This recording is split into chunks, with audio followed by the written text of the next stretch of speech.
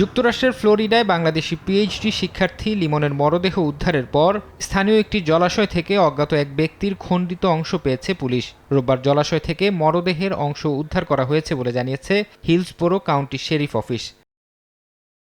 ময়নাতদন্তের প্রতিবেদন এবং মরদেহের খণ্ডিত অংশের পরিচয় নিশ্চিত হওয়ার পর এ বিষয়ে আরও বিস্তারিত তথ্য জানানো হবে বলে জানিয়েছে পুলিশ। এদিকে লিমনের মরদেহ পুলিশ হস্তান্তর করলেই দেশে পাঠানো হবে বলে জানিয়েছেন যুক্তরাষ্ট্রে বাংলাদেশ দূতাবাসে নিযুক্ত প্রেস মিনিস্টার গোলাম মোর্তজা। তদন্ত চলছে, এখনই মরদেহ হস্তান্তর করা হচ্ছে না।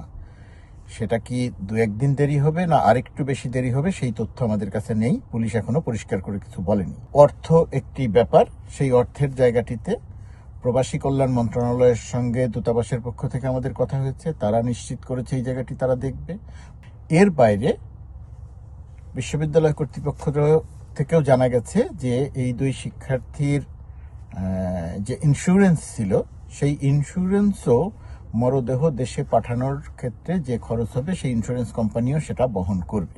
আদালতের নথি অনুযায়ী অভিযুক্ত ঘাতক হিশাম আবু গারবিয়ে হত্যাকাণ্ডের আগে চ্যাটজিপিটির কাছে জানতে চেয়েছিলেন কিভাবে মৃতদেহ ব্যাগে ভরে ডাস্টবিনে ফেলে গুম করা যায়। পুলিশ বলছে তার বিরুদ্ধে পারিবারিক সহিংসতা, শারীরিক প্রহার, অন্যায়ভাবে আটকে রাখা, তথ্য প্রমাণ নষ্টের চেষ্টা, মৃত্যুর তথ্য গোপনের উদ্দেশ্যে পুলিশকে তথ্য না জানানো এবং বেআইনিভাবে মৃতদেহ সরানোর 6টি সুনির্দিষ্ট অভিযোগ আনা হয়েছে।